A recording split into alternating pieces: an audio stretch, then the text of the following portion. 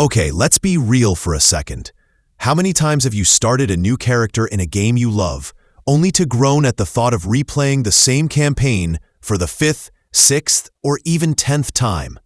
That's the exact dilemma Borderlands fans have been stuck with for years. But now, Gearbox is shaking things up with Borderlands 4 by introducing something players have begged for since Borderlands 3: campaign skips. That's right, you can now start a brand new Vault Hunter at level 30 without trudging through hours of story missions you've already seen. Sounds amazing, right? But here's the kicker. It could also be a risky move, one that might change how we experience Borderlands forever.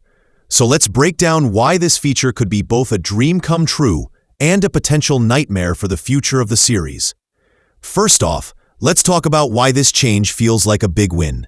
For longtime fans, replaying the campaign over and over has always been a grind. Borderlands 3, for example, had a story that, let's be honest, dragged way too much in the middle and made you backtrack more than any Vault Hunter deserves. Many players loved the endgame, but felt frustrated getting there. With Borderlands 4's campaign skip, that pain point is gone. Want to try out a new build without suffering through the same dialogue again? Boom, you're instantly level 30 and ready to dive into the loot grind. For players who value variety in gameplay, this is exactly the kind of flexibility that keeps a game alive long after launch. But here's where things get tricky. Borderlands has always thrived on the journey from level 1 to max level.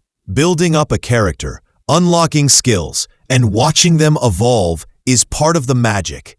That slow, steady climb was never just filler. It's how players connected with their Vault Hunters.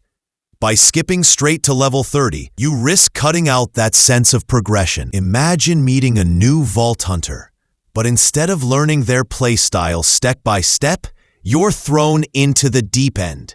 Sure, you're powerful right away, but have you really bonded with that character?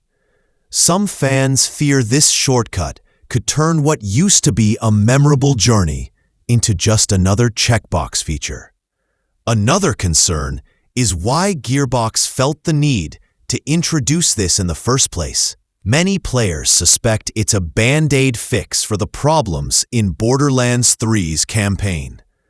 Instead of making the story tighter, less repetitive, and more fun to replay, they might be signaling that campaigns aren't meant to be revisited at all. That could be dangerous, because if the Borderlands 4 campaign ends up having the same flaws, the skip button might become the expected way to play. If that happens, what's the point of designing a detailed story with unique dialogue for every character? In a way, it feels like Gearbox is saying, don't worry if the campaign isn't great. You won't have to touch it more than once. Of course, there's also the endgame factor to consider. Borderlands 4 will launch with an open-world structure and hopefully plenty of high-level content to keep players hooked. If the endgame is strong, the skip feature makes sense. It gets players to the real game faster, where loot farming, boss runs, and build crafting take over. But if the endgame feels bare bones at launch, players who skip the campaign might run out of things to do much sooner. That's the gamble Gearbox is taking. They're betting that the core loop of farming loot and testing builds will be enough to keep us engaged, even without the lengthy journey through the campaign. Now let's talk about replayability. Historically, Borderlands had insane replay value. Borderlands 2 is the perfect example. Many fans, myself included, ran through that campaign countless times with every character, not because we had to, but because it was actually fun. Skipping the campaign in Borderlands 4 could completely change that dynamic. Will players still want to replay the story to see every line of dialogue and soak in the world? Or will they just fast forward to max-level builds every time? That tension between story and loot grind is going to shape how long Borderlands 4 stays relevant for different kinds of fans. And then there's the emotional connection factor. Borderlands games are famous for their quirky characters, offbeat humor, and unforgettable moments. Each Vault Hunter has their own personality, and in some cases, their own unique lines of dialogue. If you skip the campaign, you're skipping a big chunk of what makes that character feel alive.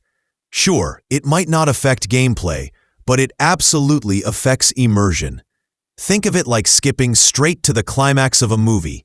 You get the action, but you lose the build-up that makes the action meaningful. That's the risk Borderlands 4 runs with this new feature. That said, the option itself is not necessarily bad. In fact, the key word here is option. Just because you can skip the campaign doesn't mean you have to. First-time players will still get the full Borderlands story experience. Dedicated fans who want to relive every joke and side quest can do so. Meanwhile, those who just want to experiment with builds can skip ahead.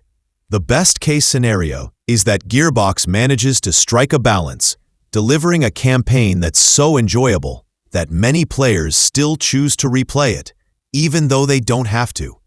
That would give the series the best of both worlds. Of course, this all ties into how Borderlands 4's open-world design plays out. Open worlds can either enrich replayability or completely drain it. If the game leans too heavily on repetitive checklist tasks, then even the campaign skip won't save it from feeling stale. On the other hand, if Gearbox nails exploration, keeps missions dynamic, and integrates progression smoothly, then replaying might actually feel rewarding again. That's the big unknown right now, and it's exactly why fans are watching this change with equal parts excitement and caution. At the end of the day, Borderlands 4's campaign skip is both a bold step forward and a potential gamble. It gives players freedom, but it could also quietly shift the series away from one of its defining traditions, the journey of building your Vault Hunter from the ground up. If the campaign is fun, many of us will happily replay it. If it isn't, well, we'll skip it and maybe grumble about what's missing.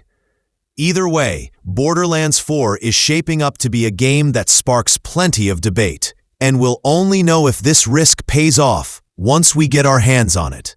What do you think? Will you skip the campaign? Or are you planning to experience every second all over again?